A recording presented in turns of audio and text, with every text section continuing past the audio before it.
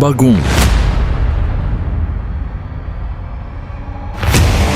James Santos' channel.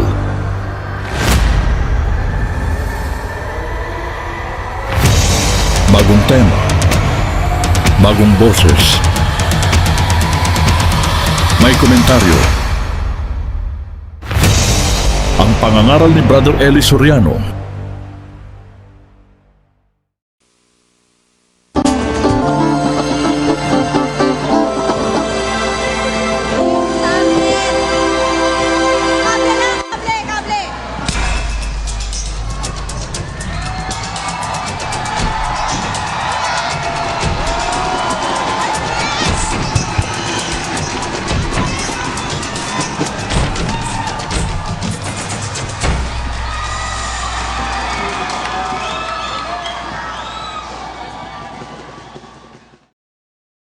Ang mapapanood ninyo ay ang pangangaral ni Brother Eli Soriano.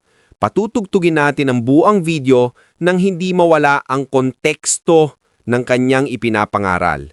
At ginagawa natin ito sa pamamagitan ng fair use. At bibigyan natin ng komento pagkatapos ng video. Ang mapapanood ninyo ngayon ay pasasalamat sa Apalit Pampanga Convention Center. Halina at atin ang panoorin. Eli, isa pa po or at isa pa po ba? Sige, isa pa. Sige, last po. Ito na sa palit. Sige po, kapatid. Happy PBB po sa lahat po ng kapatid sa buong mundo po. Brother Eli, may tanong lang po ako. Medyo gumugulo po kasi siya sa isip ko. Nangyari po siya bago po ako mabautismuhan. Alam ko po na dapat nililimot na siya pero parang lagi ko po kasi siyang naaalala. 2006 po, nagsimula po akong gusto akayin ng member ng dating daan, pero tumatanggi po ako kasi ang nasa isip ko po, hindi ko po kaya sumunod. Bale, 2006, nabautismuhan po ako, 2015. Siyempre po, ang dami po nangyaring masama. Marami rin po nagawang masama, tsaka nangyaring masama sa buhay ko. 2015 po, February, meron pong nakilalang kaibigan na akala ko po kaibigan po siya. Tapos po, yun po, bali po hanggang October 2015, yun din po yung buwan ng bautismo ko po. Pero bago po mangyari yun, dinaya po niya ako. Bale, nung February po, yung mga month po ng May na rin, ganun. Para pong nasa isip ko, kasi mabait po siyang tao eh. Pero po parang naiisip ko po na, para po nararamdaman ko na, yung totoo po, masama po siyang tao. Bali po, yun nga po, October 2015, hindi ko po inaasahan. Niyaya po niya akong, mag-take po ng ecstasy. Tapos po, yun nga po, dahil nga po, para sa akin, nakahanap ako ng company sa kanya, pinagkakatiwalaan ko siya, tinry ko pong subukan. Ngayon po, nung sinubukan ko po siya, pinainom po niya ako ng ganon.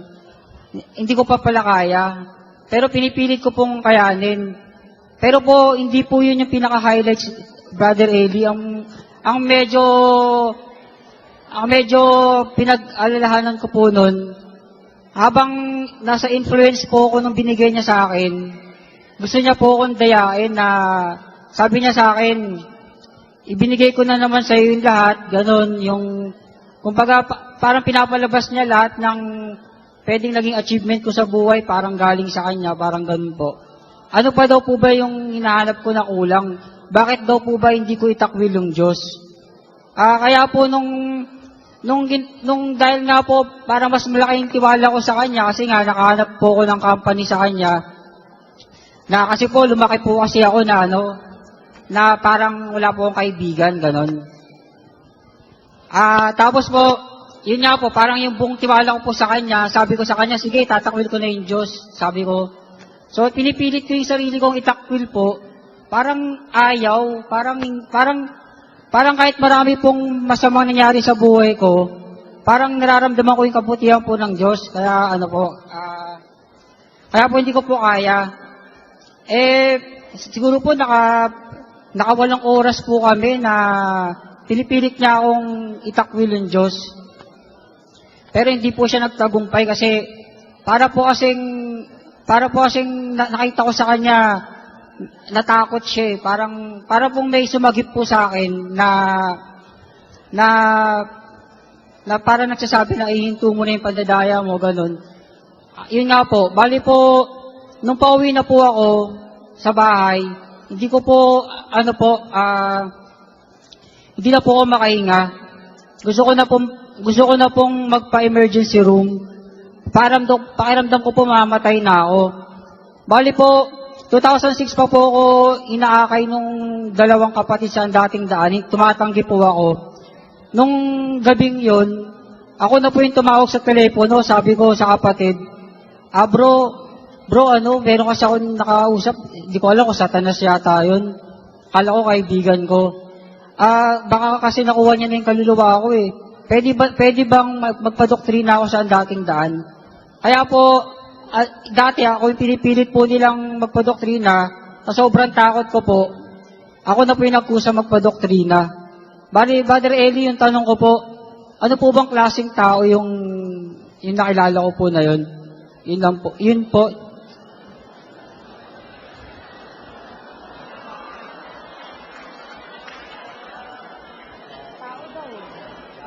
Kapatid, babae daw ba yun o lalaki? Lalaki po siya, Sis Luz po. Pinainom na ecstasy. Ano po? Bakit kanya pinainom ng ecstasy? Ano po? Para po subukan daw po namin. Pero po, Brother Eli, una ko pong pagkakilala sa kanya, mabait po siya eh. Hindi ko po in-expect na ganun po yung mangyayari. Ganun po. Tayo mo yung 1.19 ng unang Korinto, Sis Luz. Sapagkat nasusulat, iwawalat ko ang karunungan ng marurunong at isasawala ko ang kabaitan ng mababait. Hindi lahat ng mabait sa Diyos. May mabait, pakunwari. May mabait sa tao. Pero kalaban ng Diyos. Kaya sabi ng Diyos, I will destroy the wisdom of the wise, and I will bring to nothing understanding of the prudent. Isasawala ko ang kabaitan ng mababait.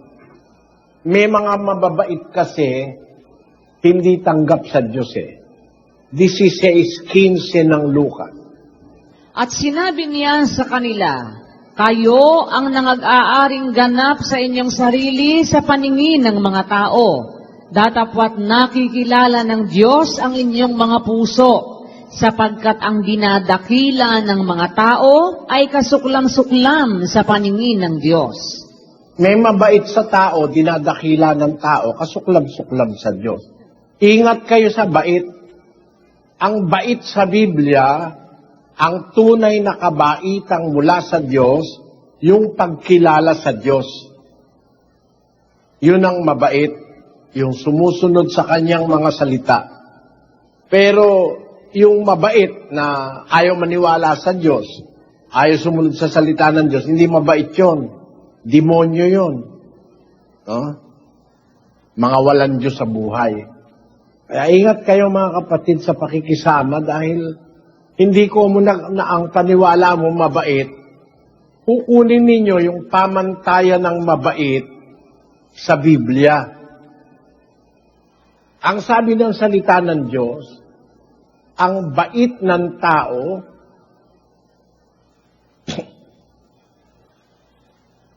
verse 9 ng Osias.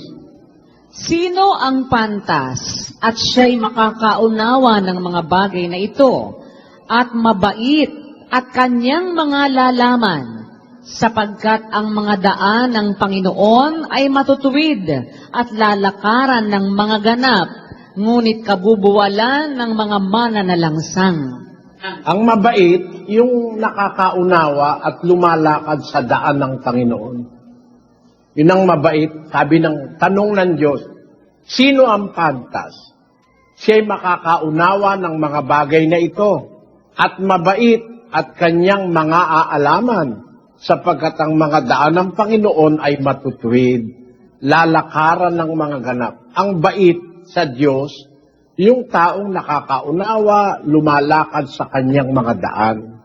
Yun ang mabait sa Diyos. Pero kung halimbawa, ayaw mong maniwala sa Diyos, di ka nakakaunawa, tapos ang nilalakaran mo labag sa lakad na ipinalalakad ng Diyos, hindi mabait yun, bait-baital. Naintindihan mo, kapatid? Opo. Brother Eli, ang gumugulo po sa isipan ko, pinakitaan niya po kasi ako ng hiwaga. Hiwaga po na parang gusto niya ipakita sa akin na nababasa niya po isip ko. Nagko-conflict po siya dun sa aral na Diyos lang po nakakatarok ng puso't isip ng tao. Pero bakit po nung panahon na yon, nung oras na yon, ba't parang nararamdaman ko po na totoong nababasa niya po isip ko? Merong mga tao na tinatawag nating mataas ang sense of psychology.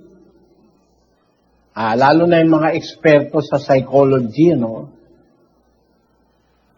Siguro kung makakasama mo ako sandali ng mga halimbawa, isang araw, baka sabihin mo, nababasa ko isip mo. Matunog ako kasi dyan 5:14 ng Ebreo. Ngunit ang pagkaing matigas ay sa mga may gulang. Sa makatwid ay doon sa pamamagitan ng pamimihasa ay nangasanay ang kanilang mga pakiramdam upang makilala ang mabuti at ang masama. Merong mga taong lingkod ng Diyos na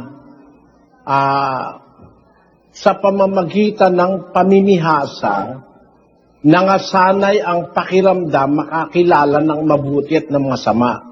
Pakiramdam pa lang nakakakilala na ng mabuti at masama yung mga taong sa Diyos, no?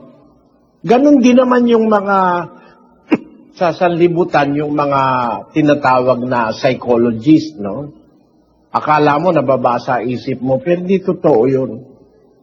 Tsamba-tsamba lang yun. Huwag kang maniwala sa tao. Maniwala ka sa Diyos. Ang Diyos ang nagsabi, ang puso magdaraya sa lahat ng bagay. Sinong makakaalam? Akong Panginoon. Walang nakakaalam. Miski si Satanas, hindi nga alam yun nasa puso ng tao. Kung alam ni Satanas yung nasa puso ng tao, hindi niya hahamunin ang Diyos Hinamon niya ang Diyos kay Job Talo siya kasi ang nakakaalam ng puso ang Diyos. Sabi ng Diyos, ginarantyahan niya kay Satanas. Napansin mo ba ang lingkod ko si Job? Walang gaya niya sa ibabaw ng lupa. Natatakot sa Diyos, humihiwalay sa kasamaan, sabi ng Diyos. Si Satanas, akala niya, uubra yung daya niya kay Job ang Diyos ang nakakakita sa puso ni Job, kaya pumayag ang Diyos na hinamon siya ni Satanas Talo siya. Ibig sabihin, Diyos lang ang nakakakilala ng puso, si Satanas hindi. Kaya kung halimbawa, sabi mo, nabasa niya isip mo, tsamba lang yun. Hindi naman pwedeng Diyos yung nagsalita sa'yo, kasi ang sabi sa'yo, itakwil mo ang Diyos Hindi pwedeng ang Diyos yun. Baka demonyo yun. Pero hindi nakakabasa ng isip ang demonyo. Sa puso ng tao, Diyos lang ang nakakaalam nun, kapatid. Hindi nalalaman ng masamang espiritu yun. Brother Eli, sorry, may isa pa. May isa po akong tanong. Yung tanong ko po kanina, nasa labas po ako ng iglesia. Ngayon po nasa loob na po ako. May tanong lang po ako na Meron po kasi akong nakilalang kapatid sa Facebook. Bale, pinagtapat niya sa akin na naki-apid siya. Ngayon po, inadvisean ko po siya na yung kasalanan po niya ay kakamatay. Pero sabi niya po, hindi daw po ikakamatay yun, sabi niya. Ngayon po, yung mga screenshot nung conversation namin, naibigay ko na po sa manggagawa. Ngayon po, yung pumunta na po kami sa manggagawa, gusto ko pa rin malaman yung sagot kung ikakamatay ba yun o hindi. Ang sabi po ng manggagawa, kung ang kasalanan daw sinasadya, pero isang beses lang daw, hindi na inulit, hindi daw yun kakamatay. Pero yung kasalanan daw, kapag hindi sinasadya, kapag paulit-ulit, ikakamatay. Yun po yung tanong ko po, Brother Eli po. Yan tanong? Anong Ano yung tanong? Tama po ba yung sinabi nung manggagawa na kapag yung kasalanan daw po na sinasadya, example po, gumawa ka po ng kasalanan, sinadya mo isang beses, tapos hindi mo na uulitin, hindi daw yun ikakamatay. Pero kapag nagkasala ka daw ng hindi naman sinasadya, pero laging nauulit, ikakamatay daw po. Maintindihan, Sislus? Pag nagkasala ka ng hindi sinasadya, ano?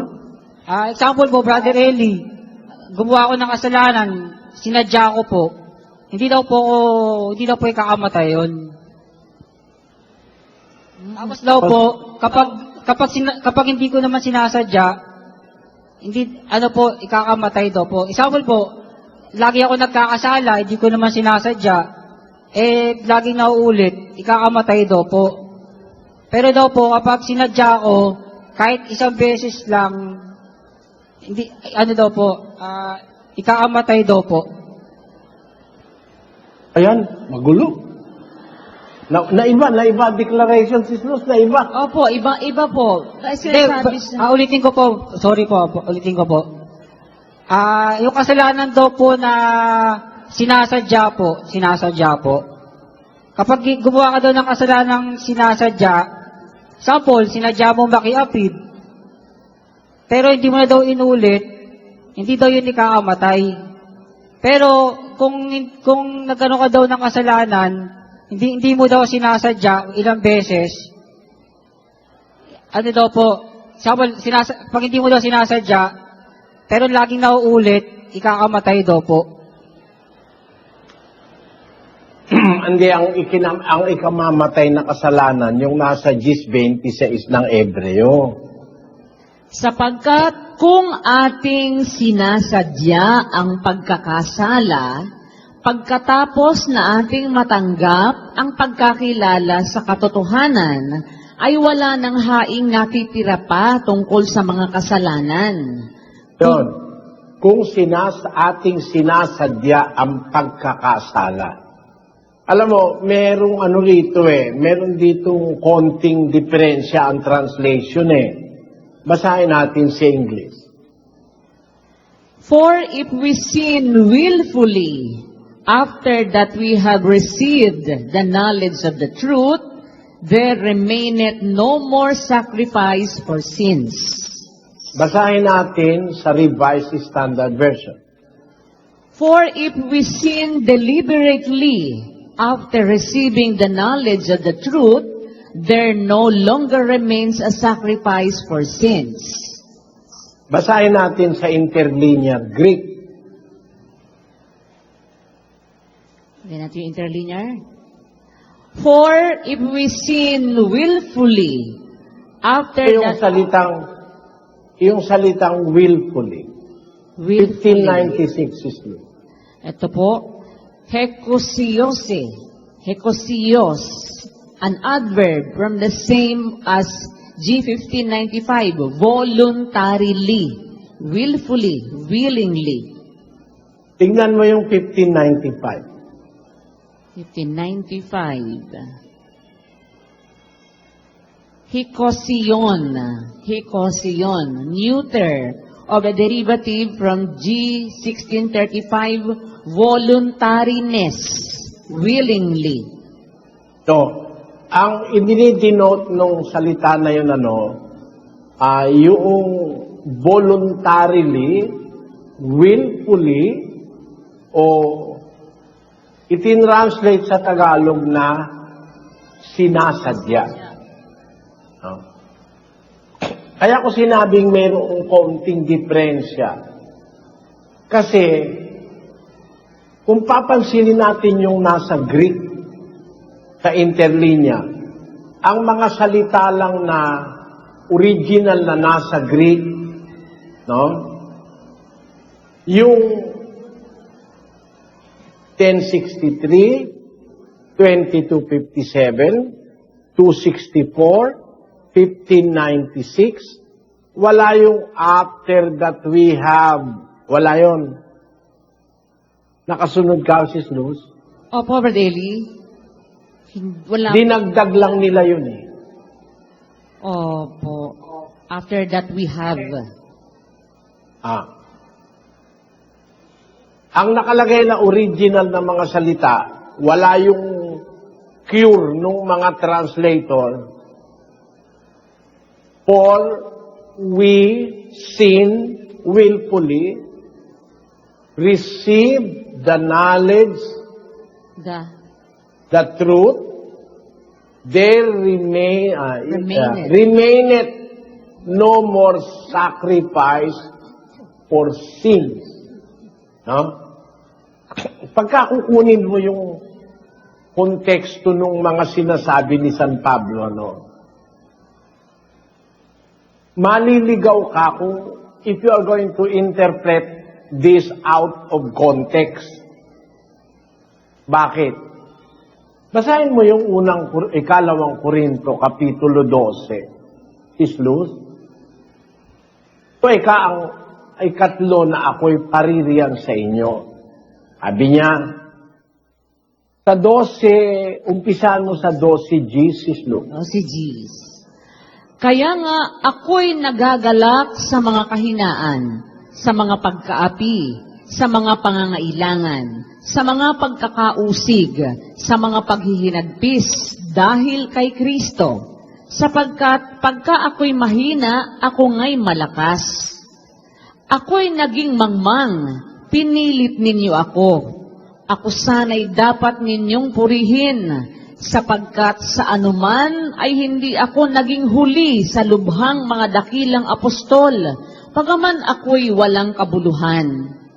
Tunay na ang mga tanda ng apostol ay pawang nangyari sa inyo sa buong pagtitiis sa pamamagitan ng mga tanda at mga kababalaghan at ng mga gawang makapangyarihan.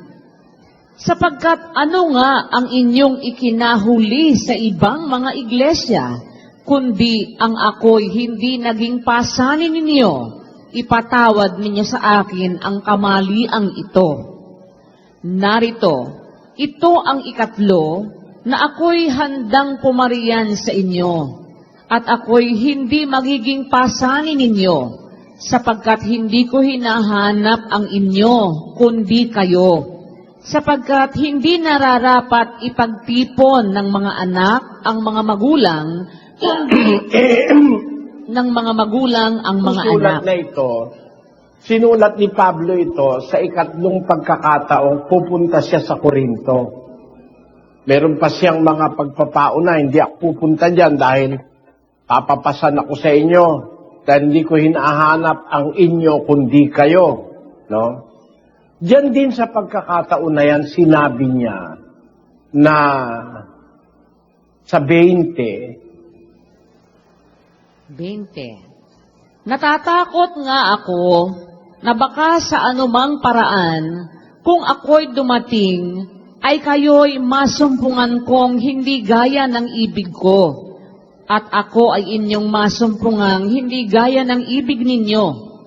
Baka sa anumang paraan ay magkaroon ng pagtatalo, mga paninibugho, mga kagalitan, mga pagkakampi-kampi, mga pagsirang puri, mga paghatid dumapit, mga kapalaluan, mga pagkakagulo.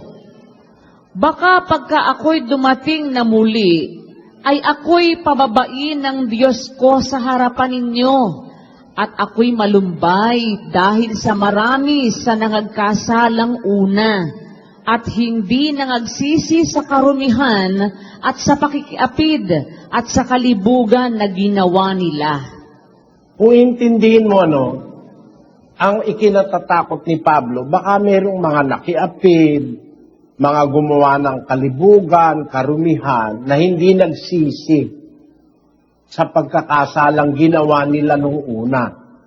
Ang kahulugan ng pagsisisi, kapatid, sa Biblia, yung nasa Kawikaan, siyang basahin natin. Siyang nagtatakip ng kanyang mga pagsalangsang ay hindi giginhawa, ngunit ang nagpapahayag at nag-iiwan ng mga yaon ay magtatamo ng kaawaan. Ayon, merong kaawaang nakahanda ang Diyos sa mga umaamin at nag-iiwan, yung nagsisisi, iniiwanan yung kasalanan. Kaya ang kinakatakot ni Pablo, baka pagdating ko dyan sa inyo, yung mga nagkasala ng una, sabi niya, sa 21, baka pag ako'y dumating na muli at ako'y pababain ng Diyos ko sa harapan ninyo, at ako'y malumbay dahil sa marami sa nangagkasalang una na hindi nagsisi sa karumihan at sa pakikiapid at sa kalibugan na ginawa nila. Ibig sabihin, ang inaasahan ni Pablo, ang expectation niya, kasi merong nakiapid sa Korinto no? Para maintindihan ninyo, basahin natin ang 7:1 ng unang Korinto. 7:1, 5:1, 7:1. At tungkol sa mga bagay na isinulat ninyo sa akin, mabuti sa lalaki ay huwag humipo sa babae. Datapwat dahil sa mga pakikiapid, ang bawat lalaki ay magkaroon ng kanyang sariling asawa, at bawat babae ay magkaroon ng kanyang sariling asawa. Pag pakikiapid, nagaganap sa Korinto kahit na dahil sa kanilang kabaguhan nung unang sulat niya, o ikalawa na yan, ibig sabihin. Sabi niya, tungkol sa mga isinulat niyo sa akin, sumulat ang taga-Korinto, nagtatanong sa kanya siguro yung mga diakono, yung mga matanda roon, dahil may nangyayaring pakikiapid, nakikiapid sa hindi niya sariling asawa. Kaya, dahil sa pakikiapid, mas mabuti na mag-asawa. Kasi, mabuti sa lalaki, huwag humipo sa babae. Ngunit dahil sa pakikiapid, ang lalaki magkaroon ng sariling asawa, gayon din yung babae. So, merong nagaganap na pakikiapid. Ayaw ni Pablo na yun manatili. Kaya, pinatulan niya ng mag-asawa na sila kaysa sa makiapid sila. Sapagkat ang sabi niya dun sa bandang ibaba, mabuti ang mag-asawa kaysa masunog. Sa 7 at 9. Ngunit kung sila'y hindi makapagpigil, ay magsipag-asawa, sapagkat magaling ang mag-asawa kaysa magningas ang tita. Sa ibang translation, mabuti ang mag-asawa kaysa masunog o magningas ang tita. Ngayon, dahil alam niyang mayroong mga pakikiapid na naganap nung una na bata pa mga taga-Korinto, sinabihan niya ngayon, ito na ikatlo pupunta ako sa inyo. Baka pag pinababa ako ng Diyos ko sa inyo, ay malumbay ako dahil sa marami na nagkakasala ng una, na hindi nagsisi o hindi iniwan.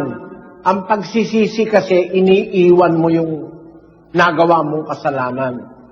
Ang hindi nagsisi, sa pakikiapid, sa karumihan at sa kalubugan na ginawa nila. Ang expectation ni Pablo, tinigil na nila yon.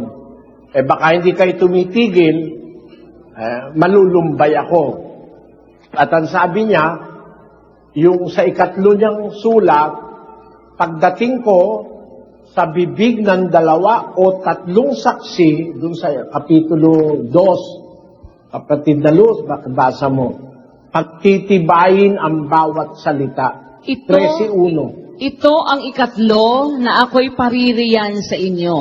Sa bibig ng 2 saksi o ng 3 ay papagtibayin ang bawat salita. Ayun, magtitibay ang hatol niya sa 2 o 3 saksi. Pag may nakita pa siya noon, ang ibig sabihin ngayon ni Pablo, na kung sinasadya natin ang pagkakasala, ibig sabihin, hindi ka tumitigil. No? Kasi, yung tumigil, ano yun, ang expectation niya dahil umubago sila sa paniniwala, nakagawa sila ng pakikiapin, mga bago sila Sabi niya dun sa 3:1 Basahin mo yung 3:1, Sis Lu. At ako, mga kapatid, ay hindi nakapagsalita sa inyo na tulad sa mga nasa espiritu, kundi tulad sa mga nasa laman, tulad sa mga sanggol kay Kristo. Kinandili ko kayo ng gatas at hindi ng lamangkati, sapagkat kayo'y wala pang kaya noon, wala, na ngayon pa man ay wala kayong kaya. Yan ikalawang sulat niya na sa Korinto yan Ikalawang pupunta na siya dyan Kaya pagdating doon sa ikatlong pupunta siya, sabi niya, baka ako'y malumbay pag dumating ako, na merong mga nakiapid, nung una na bago pa sila, hindi pa nila kaya, mga sanggol pa sila kay Kristo, nakikitaan sila ng mga maling gawain, baka pagdating ko, hindi kayo nagsisisi o hindi kayo tumitigil sa harap ng 2 o 3 saksi pagtitibayin ng bawat salita. Ibig sabihin, hindi kinukonsinti ni Pablo yung tuloy-tuloy. Ang kahulugan niya, nagkasala ka, natukso ka, Gaya kaya ko pinabasa kanina yung 12 Gs, kasi siya mismo, meron siyang inaamin na kahinaan niya. Kung saan ako mahina, doon ako nagiging malakas dahil sa tulong ng Diyos.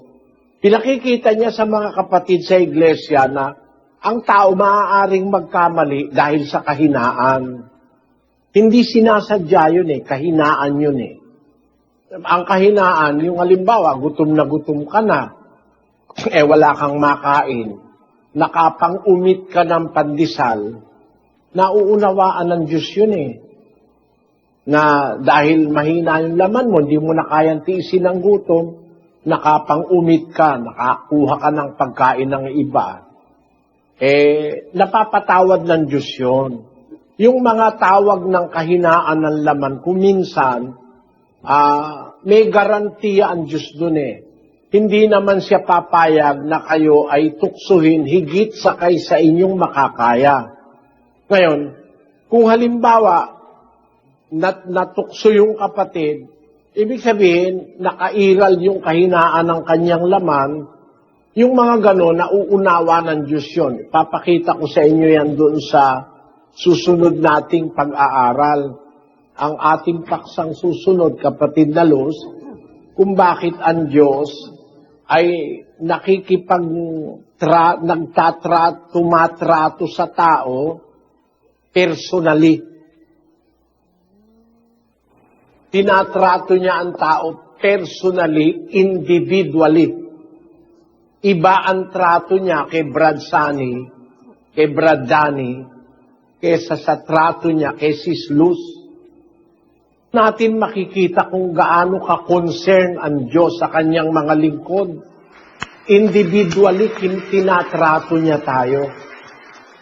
Binabagayan niya yung ating mga kakayahan at yung ating mga kahinaan. Ganun ang Diyos na natuklasan ko sa Biblia. Napakamaunawain niya. In the sense na meron siyang iba't ibang trato sa magkakaiba't ibang tao na mayroong kaiba't ibang kakayahan. Iba ang trato niya kay Solomon, iba ang trato niya sa alipin ni Solomon.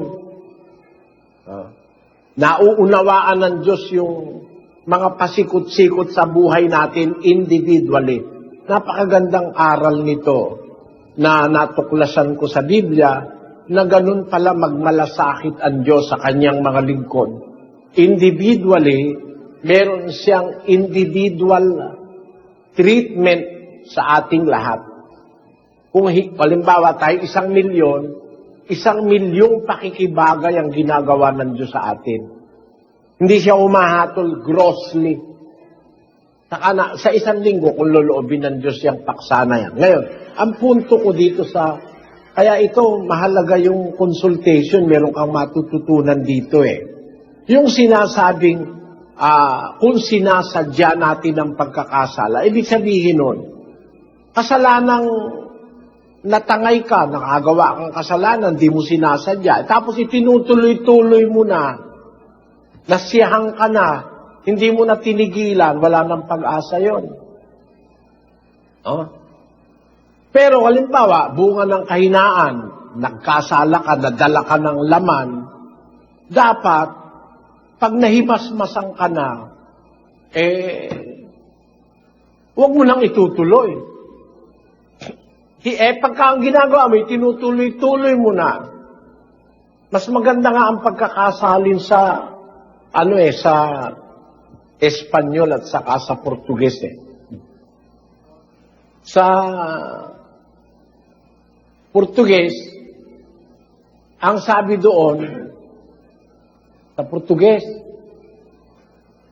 porque si voluntariamente continuarmos no pecado, kung tayo ay voluntarily nagpapatuloy sa pagkakasala. Sa Spanish, ganun din Porque si continuamos pecando deliberadamente, mas na-appreciate ko yung pagkakasalin sa Kastila at saka sa Hebrew, ay sa Portuguese. Kasi, yun mismo yung konteksto na sinasabi ni Pablo. Maaring nagkasala ka, hindi mo sinasadya, bunga ng kahinaan mo. Pinaliliwanag niya yun doon sa Kapitulo 12 hanggang makarating ka sa 20 ng Korinto, ikalawa. Sinabi niya, inuna niya yung kanya, meron din siyang tinik sa laman na bunga ng kahinaan niya. Sa kanya ngayon, itinalaka yun sa kapatid hanggang makarating sa versikulo 20, doon sa Kapitulo 12. Ang ibig niyang sabihin, kung ikaw ay natangay ng laman mo dahil sa kahinaan ng laman, dapat, pag nahimasmasang ka, huwag mong itutuloy na. Kasi sabi, if we deliberately sin, if we willfully sin, sa pagkakasabi sa English, at kung ating kukunin sa konteksto ng mga aral ni Pablo, hindi naman ang hatol niya kung nagkasala ka hiwalag ka agad o kaya wala ka ng kaligtasan. Ang hatol niya, yung mga nakagawa ng kasalanan, bunga ng kahinaan, ng laman, ay pagkatapos itinuloy-tuloy, hindi humihinto, yon ang wala ng katawad. Naintindihan mo, kapatid? Opo, Brother Eli. Brother Eli, meron pa pong isa, Brother Eli, yung Corinthian, yung Tama, alas 11:28 na. Sige po, Brother Eli. Masyado ka abusado ka, no? Brother Eli, Kanina ka pa, isang oras nang mahigit yan no? Kasi iba naman. Sige pa, Iba salamat. naman. Salamat po sa Diyos, Brother Eli. Opo, Brother Eli, 11:30 na po. 11:30 na mag-aalas 12 na pag pagbibigyan ko na naman ito, alam mo naman, di naman ako sumasagot ng gusto ko makumpleto o sagot kasi magbubunga ng maling pananampalataya pag hindi mo, naintindihan mo ba ibig kong sabihin, Sis Luz? Opo, Brother Eli, kailangan talaga makumpleto po ninyo na maipaliwanag, lalo na po ito, maselan po ito, yung tungkol sa pagkakasala. Dapat maintindihan talaga namin yung mga anggulo nung sinasabi po ninyo na kasalanan na pwede pang mapatawad at yung sinasadya na hindi na talaga pwedeng patawarin pa. Yung tuloy-tuloy, yung willfully, kusang loob na nagpapatuloy pa doon sa kasalanan. Yung salitang Tagalog na sinasadya, kung hindi mo iisipin, hindi mo maintindihan yung konteksto ng mga aral ni Pablo eh. Yung kasing sinasadya, ano yun eh, present progressive yun eh. Ibig sabihin tuloy-tuloy. Opo. Samantalang sa Hebrew, sa Portuges at saka sa Espanyol, niletrahan yung continuarmos. Ibig sabihin, yung continuarmos o continuamos, pinapatuloy mo, hindi mo iniihinto. Yon. Sa Tagalog, sinasadya. Pagka sinasadya, ibig sabihin nun, para ba sa ordinaryong salitang Tagalog, pag sinasadya, sinadya mo. Ganon. Hindi naman ganon ang ibig sabihin. Ang ibig sabihin nung sinasadya, ginagawa mo ngayon, gagawin mo bukas, gagawin mo sa makalawa, itutuloy-tuloy mo. Yun ang konteksto na dapat nating makita sa Biblia sa salitang Tagalog na sinasadya. Ibig sabihin, ipinagpapatuloy. Gaya rin ng salita English, if we willfully. Pag willfully, ibig sabihin nun, inuulit-ulit mo, di ka timitigil. Kaya kahit paninigarilyo, kahit pag-inom ng alak, kung ayaw mo na talagang tigilan, ulit-ulit mo nang ginagawa, no? Iba na ibig sabihin nun sa'yo, kapatid. Alipin ka na ng kasalanan. At ang alipin, hindi nananahan sa bahay magpakailanman. Yun ang sabi ni Kristo. Basahin mo yung 34, Sis Lu. Sinagot sila ni Jesus, katotohanang sinasabi ko sa inyo, ang bawat nagkakasala ay alipin ng kasalanan. At Nagkakasala, hindi ang bawat nagkasala. Magkapareho ng konteksto ng diwa, si Kristo at si Pablo. Ang bawat nagkakasala, present progressive, tuloy-tuloy, ay alipin ng kasalanan. Tuloy sa 35, Sis Lu. At ang alipin ay hindi nananahan sa bahay magpakailanman. Ang anak ang nananahan magpakailanman. Ang alipin, hindi nananahan sa bahay magpakailanman. Hindi ka pwedeng manahan sa iglesia ng Diyos o sa bahay ng Diyos magpakailanman. Hindi ka tatagal pagka alipin ka na ng kasalanan. No? Alam mo yung alipin ng kasalanan, Sis Luz? Ano po? Ipinaliwanag ng Diyos yung kay Cain eh. Basahin mo yung 4 ng Henesis. 4. Datapwat, hindi nilingap si Cain at ang kanyang handog, at nag-init na mainam si Cain at namanglaw ang kanyang mukha. At sinabi ng Panginoon kay Cain, bakit ka nag-init at bakit namanglaw ang iyong mukha? Kung ikaw ay gumawa ng mabuti, di ba ikaw mamarapatin? At kung hindi ka gumawa ng mabuti, ay nahahandusay ang kasalanan sa pintuan at sa iyo'y pahihinuhod ang kanyang nasa at ikaw ang papanginoonin niya. Ayon. Kung hindi ka gumawa ng mabuti, nahahandusay ang kasalanan sa pintuan. At sa iyo'y pahihinuhod ang kanyang nasa. At ikaw ang papanginoonin niya. Ilagay mo sa Hebrew. Islo. Sa Hebrew? Inya. Sa interlinear. If thou doest well, shalt thou not be accepted? And if thou doest not well, sin lieth at the door, and unto thee shall be his desire, and thou shalt rule over him. Kung sisiyasatin mo yan sa mga kaalamang nasa buong Biblia, ang kasalanan hindi pwede mong baliktarin eh. Opo. Pwedeng ang kasalanan ng mamanginoon sa iyo eh. Paano po yon, Brad Eli? Hindi ikaw ang mamamanginoon sa kasalanan. Hindi ka magiging alipin.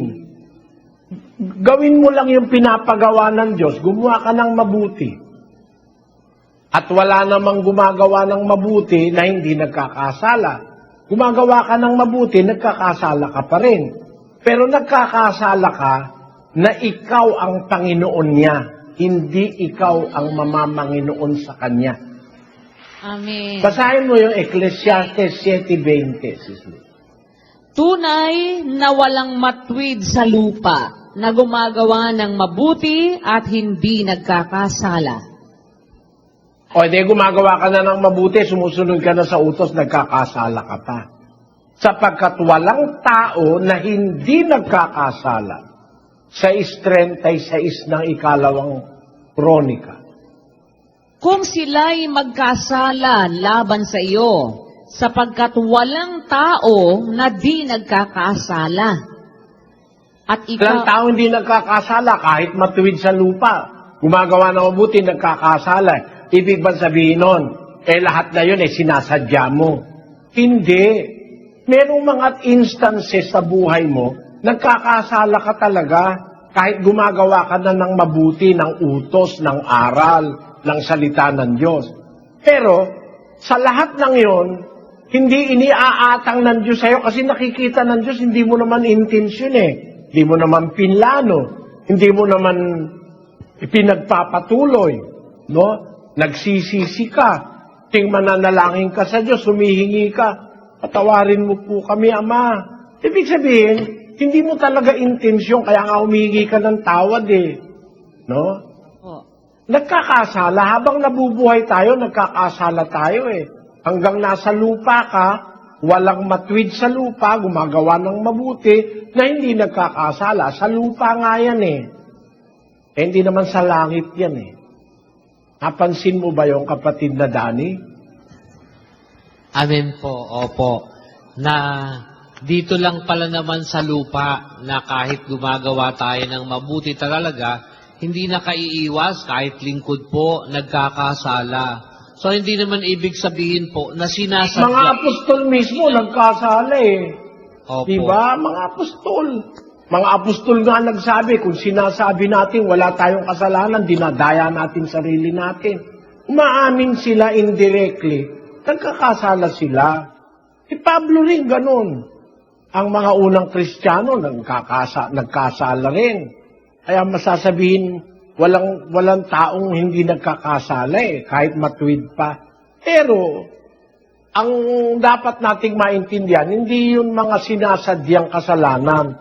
Bunga ng mga kahinaan nila, nakagawa sila ng kasalanan, pero hindi nila ipinagpapatuloy.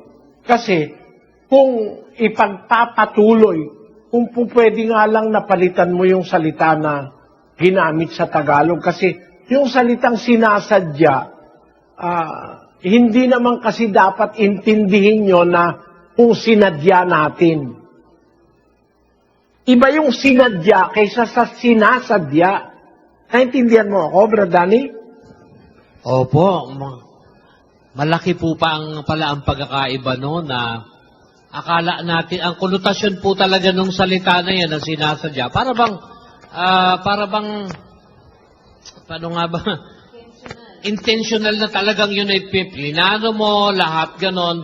Pero hindi pala po ganon ang ibig sabihin sa diwa ng Biblia ang sinasabi nyo po ngayon. Ang talagang sakto po pala niyan, kung tama, kung ating ipinagpapatuloy ang pagkakasala pagkatapos na ating matanggap ang pagkakilala sa katotohanan, doon wala nang hain. Kasi nga po, kapatid na Eli, namumulagat nga ako, kontra nga ito. Kasi kahit naman po kami, umaamin din na nagkakasala naman po kami, hindi naman namin pwedeng sabihin, di ko alam yon.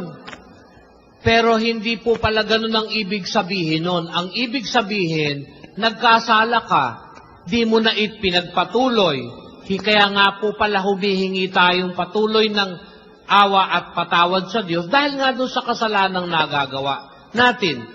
Hindi ang ibig sabihin nun, wala nang pag-asa. Dahil kung ganun po, walang maliligtas kasi Ang sabi kasi ng Biblia, ang Diyos nalalaman niya ang ating anyo sa 103 ng awit. Nalalaman niya ang ating anyo. Kanyang inaalaala na tayo'y alabok.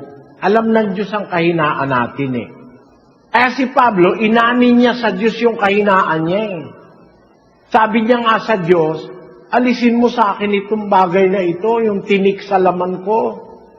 Sabi ng Diyos sa kanya, ang aking biyaya ay sapat na sa iyo, sapagkat ang aking kapangyarihan nagiging sakdal sa kahinaan. Hindi inalis ng Diyos yung kahinaan niya Bakit?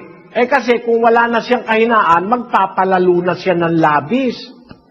Upang ako kayo wag magpalalo ng labis, binigyan ako ng isang tinik sa laman. Upang ako'y wag magpalalo ng labis. Kung kasi wala ka nang nagagawang kasalanan kahit ano, baka ang yabang-yabang mo na, masyado ka ng mapaghatol sa iba, Masyado nang mataas ang pagkakilala mo sa sarili mo. Ang pagkakasala, kung minsan nahuhulog ang tao sa kasalanan kahit na siya'y gumagawa pa ng mabuti, for you to realize na hindi ka Diyos, that you are inferior, mababa ka lang. Yung kuminsan ang kasalanan, nagtuturo sa atin na magpakumbaba, na kahit ayaw nating magkasala, napahintulutan ng Diyos na para bang nakapayag siya na magkasala ka, mahulog ka sa kasalanan dahil para ma-realize mo na hindi ka Diyos, tao ka, at you are inferior. Ngayon, hindi ang ibig sabihin nun, magpapaalipin ka na sa kasalanan. Dapat, kung nagkasala ka, ipakita mo, you have dominion over sin. Not sin having dominion over you. Kasi pag ikaw ay alipin na ng kasalanan, yun na, sunod-sunuran ka na sa kasalanan. Pero kung siya ang alipin mo, pag sinabi mo, oy, ayoko, hindi siya pwede. Pag sinabi mo, ayoko, pag sinabi mo, tigil ka, o kasalanan, tigil ka, hindi siya po pwedeng magpumilit. Kasi, meron kang dominion over him sa pamamagitan ng tulong ni Kristo at ng Espiritu na nagpapalakas ng ating kahinaan. Pero, ang ibig sabihin nung nasa Ebreo na kung sinasadya natin ang pagkakasala, yung salitang sinasadya, present progressive yun, nagpapatuloy. Kung sinasadya natin. Halimbawa, nakita mo on the onset, kasalanan pala yun, huwag mo na ituloy. Pagka naramdaman mo, sa umpisa pa lang, papunta ka sa mabigat na kasalanan, huwag mo na ituloy. Atras ka na. Layuan ninyo ang bawat anyo ng masama. Nakikita mo, papunta na sa masama Atras ka na, kapatid. Back out ka na. Ganun ang mga hatol ng Diyos. Kaya kung kukunin mo yung konteksto ng buong Biblia, hindi naman napakalupit ng Diyos na nagkasala ka tinakwil ka na, dinala ka na sa impyerno. Hindi ganun. Ang Diyos nalalaman niya ang ating anyo. Inaalaala niya na tayo'y alabok. Alam niya kung saan yung punto ng kahinaan mo. Na alam niya kung bakit hindi mo na kayang pigilin o kaya hindi mo na napigilan. Naiintindihan niya yon. Kagaya ni San Pedro. Di ba? Hindi nakapagpigil si Pedro nung dinadakip na si Kristo, nanaga siya eh. Diba? Opo. Opo. Meron ka bang naiisip doon, Brad Danny? Ano? Si Pedro mangingisda. Opo. Tama? Opo. Yung humuhuli sa kanya, sundalo. Opo. Tama? Opo. Tama po. Tama po. Kung sundalo si Pedro, baka patay si Malco. Opo. Biyasa. Yung sundalo, tinuturuan nyo na managa. Opo. Yung mga girero nung araw, ang daladala nun, mga panaga mga espada, mga mga itak, no? Kung si Pedro yung mangingisda, kaya siguro, dumaplis yung si Pedro, natanggal lang yung tenga ni Malco. Pinulot ni Kristo, kinabit uli. Kung si Pedro yung sundalo, baka sa liig ka natagpas. Di ba ganon? Opo. Yan mo ibig ko sabihin, Sis Luz? Opo, Brother Eli. Totoo po yun. Kasi kung siya Naunawa ni Kristo, hindi niya naman sinabi kay Pedro, wala ka ng kaligtasan. Kasi nilabag mo utos ko. Di ba sabi ko sa inyo, ibigin nyo inyong kaaway, pakainin nyo paggutom. Ba't ka nanaga?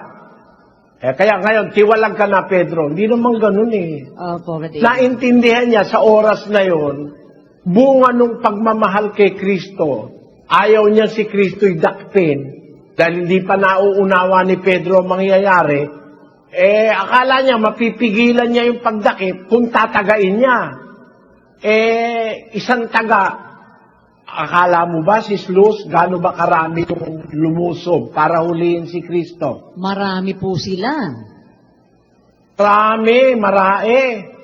Marami sila, 10. Sabi ni Kristo, araw-araw nasa templo ko nagtuturo, hindi niyo ako hinuli. Ngayon, napakarami ninyo rito, sabi niyo. Ang sabi niya. Basahin mo yung 26:55. Sa oras na yaon ay sinabi ni Jesus sa mga karamihan, kayo bagay nangagsilabas na waring laban sa isang tulisan na may mga tabak at mga panghampas upang dakpin ako? Araw-araw ay nauupo ako sa templo na nagtuturo at hindi ninyo ako dinakip. Pero mo andain nila, ngayon, mag-isip ka ng sitwasyon.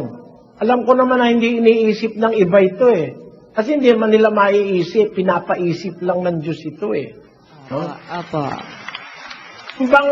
Nung bang hugutin ni Pedro yung kanyang tabak, alam niya ba na marami sila? Alam po niya. Talagang sa umpisa, sa oras na yon, maghaharakiri na si Pedro. Talagang maghahalibas na siya ng taga. Nung makaisa siya, daplis nga lang, tenga lang ang nahagip, sinabihan ni Kristo, Pedro, soli mo yung tabak mo sa kanyang kaluban. Ang nabubuhay sa tabak mamamatay. Kaya tumigil si Pedro. Iniisip mo ba, hindi ako makapamamanik sa aking ama, padalhan ako rito ng mahigit sa 12 pulutong ng mga anghel? Di mo ba naisip yan? Na napakaraming anghel pwedeng umayuda sa akin? Ba't ka mananaga? Sabi ni Kristo kay Pedro. Pero nung oras na yon, sa kahinaan ng laman ni Pedro, dadakpin yung kanyang minamahal na guro. Mahal ni Pedro si Kristo nakahanda lang magwala si Pedro noon. Marami yun Kung ilan ang mapatay ko sa inyo. Maghaharakiri na siya. No? Kaya lang, natinigil siya ni Kristo. Ay, ibig sabihin, nadala si Pedro nung kahinaan ng kanyang laman. Halimbawa, yung anak mo papatayin. O yung asawa mo papatayin. Di ka kaya magwala kung mahal mo asawa mo. Kung di mo mahal, sige, tuloy nyo na. Pero kung mahal mo, magwawala ka. Gaya lang ng naramdaman ni Pedro. Kahinaan ng laman ng tao yun. Nauunawa ng Diyos yun Kaya hindi nga hinatulan ni Kristo si Pedro Na tiwalag ka na, kaya suspindido ka ng 7 buwan. Wala nun. naunawaan ni Kristo yung kalagayan ni Pedro. Ang ibig kong sabihin, mga kapatid, may mga kasalanan, bunga ng kahinaan ng laman. Dumadating yung silakbo na hindi mo mapigil. Sa galit mo, talagang nakapagmura ka na. Masama yun eh. Ngayon, sinasadya mo ba yun? Hindi mo naman sinasadya. Ang kahulugan ng sinasadya, inumpisahan mo, tinutuloy-tuloy mo. Kaya nga, sinasadya. Hinahabi. No? Diba? Sinasalita. Hindi sinalita lang.